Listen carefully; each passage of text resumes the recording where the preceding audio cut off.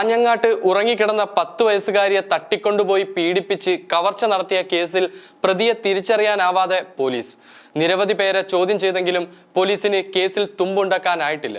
പ്രദേശത്തെ CCTV കേന്ദ്രീകരിച്ച് അന്വേഷണവും നടത്തി. നേരത്തെ ലഹരിമരുന്ന് കേസുകളിൽ പ്രതിയായവരെ ചോദ്യം ചെയ്തിരുന്നു. മനോവൈകല്യമുള്ളവരെക്കുറിച്ചും പരിശോധിച്ചു. ജയിൽ മോചിതരായവരെ കേന്ദ്രീകരിച്ചും അന്വേഷണം നടന്നു. എന്നിട്ടും പോലീസിന് കേസിലെ പ്രതിയെ തിരിച്ചറിയാനായിട്ടില്ല.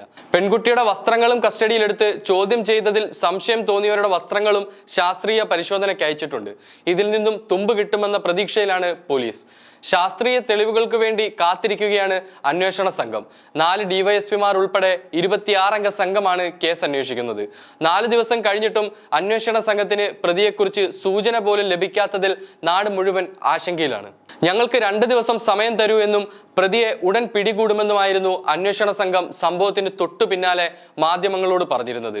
തിരഞ്ഞെടുപ്പിന്റെ ഭാഗമായി സ്ഥലം മാറ്റിയ 2 DYSPമാരെ തിരികെ വിളിച്ചാണ് അന്വേഷണത്തിന്റെ ചുമതല നൽകിയത്. ശേഷം പ്രതികളെ ഉടൻ പിടികൂടാൻ എല്ലാ നടപടിയും പോലീസിന്റെ ഭാഗത്തു നിന്നും ഉണ്ടായിട്ടുണ്ട് എന്നാണ് 2 ദിവസം മുമ്പ് പോലീസ് പറഞ്ഞിരുന്നത്.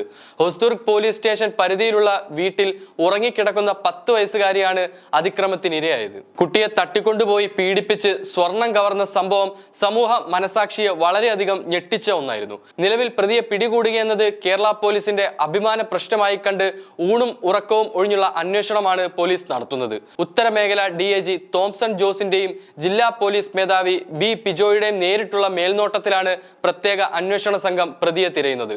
ഒപ്പം കേസുമായി ബന്ധപ്പെട്ട് കാഞ്ഞങ്ങാട് പോലീസ് ടീം പ്രത്യേക യോഗവും ചേർന്നിരുന്നു. Kanhangad DYSP Latheesh, DYSPമാരായ CK Sunilkumar, P Balakrishnan Nair എന്നിവർക്കാണ് അന്വേഷണ ചുമതല നൽകിയിരിക്കുന്നത്.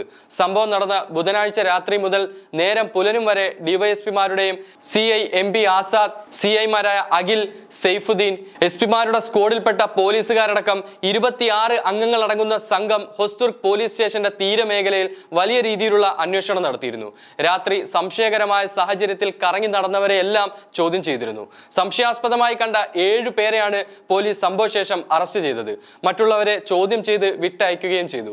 കാഞ്ഞങ്ങാട് റെയിൽവേ സ്റ്റേഷന് സമീപം കണ്ട മഞ്ചേശ്വരം പോലീസ് സ്റ്റേഷൻ പരിധിയിലുള്ള ഒരാളെയും ഹൊസ്ദുർഗ് പോലീസ് സ്റ്റേഷന്റെ കിഴക്കൻ പ്രദേശത്ത് നിന്ന് മറ്റൊരാളെയും പോലീസ് പിടികൂടിയിരുന്നു.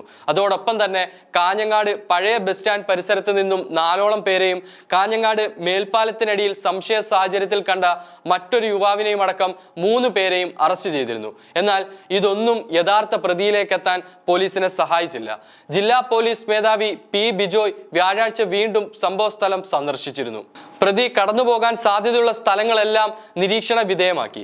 നിലവിൽ പ്രദേശത്തെ ചിലരെ കേന്ദ്രീകരിച്ചാണ് അന്വേഷണം പുരോഗമിക്കുന്നത്. സമീപ പ്രദേശത്തുള്ള എല്ലാ CCTV ദൃശ്യങ്ങളും പരിശോധിച്ചു വരികയാണെന്നും സൈബർ സെൽ ഉദ്യോഗസ്ഥരുടെ സഹായത്തോടെ പ്രദേശത്തെ മൊബൈൽ ടവർ ലൊക്കേഷൻ പരിധിയിൽ വന്നിരുന്ന മൊബൈൽ ഫോൺ വിവരങ്ങളെല്ലാം പരിശോധിക്കുന്നുണ്ടെന്നും പോലീസ് അറിയിച്ചു. എന്തായാലും എത്രയും വേഗം തന്നെ പോലീസിന് യഥാർത്ഥ പ്രതിയെ പിടികൂടാൻ സാധിക്കട്ടെ.